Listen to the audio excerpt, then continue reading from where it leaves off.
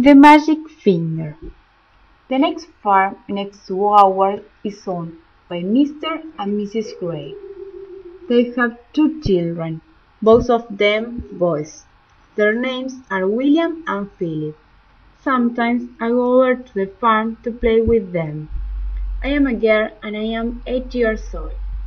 Philip is also 8 years old. William is 3 years older. He is 10. What? Oh, all right, 10. He's 11. Last week, something very funny happened to the Gregg family. I'm going to tell you about it as best I can. Now, the thing that Mr. Gray and his 2 boys loved to do more than anything else was to go hunting. Every Saturday morning, they would take their guns and go off into the woods to look for animals and birds to shoot. Even Philip, who was only 8 years old, had a gun of his own. I can't stand hunting. I just can't stand it. It doesn't seem right to me that men and boys should kill animals just for the fun they get out of it. So I used to try to stop William and Philip from doing it. Every time I went over to the farm, I would do my best to talk them out of it. But they only yelled at me. I even said something about it once to Mr. Gray, but he just walked on past me as if I weren't there. Then, one Saturday morning, I saw Philip and William coming out of the woods with their father, and they were carrying a lovely young deer. This made me so cross that I started shouting at them.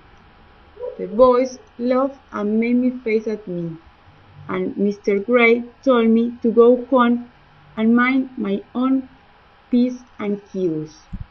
Well, that did it. I saw red, and before I was able to stop myself, I did something I never meant to do. I put the magic finger on the whole Gregg family.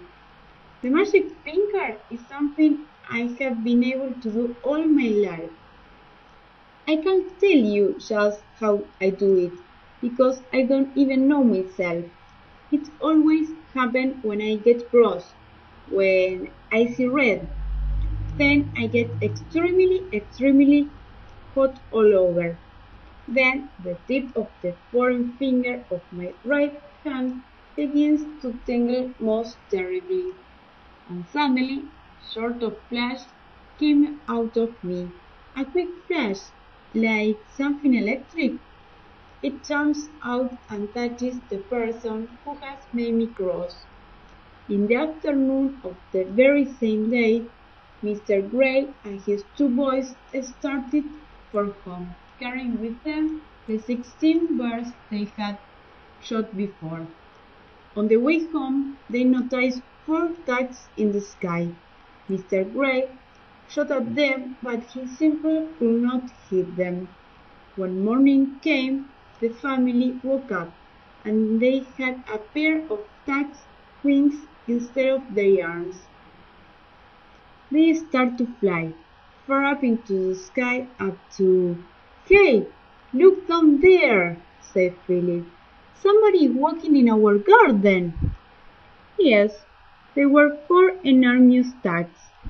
While the Gregg family tried to survive in the sky, the ducks were in their house. Now the thing had changed. The ducks were holding guns in their hands. The guns were all pointing right up at the family.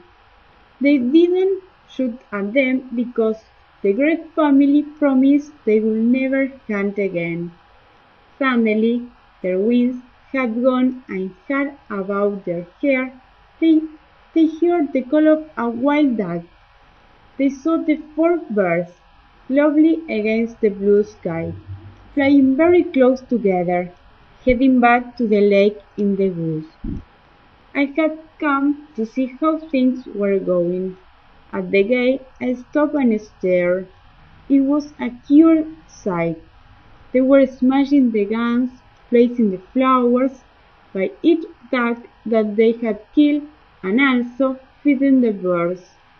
The story doesn't finish here. Just then, from somewhere over by the lake, there came a loud bang. Jim Cooper goes hunting.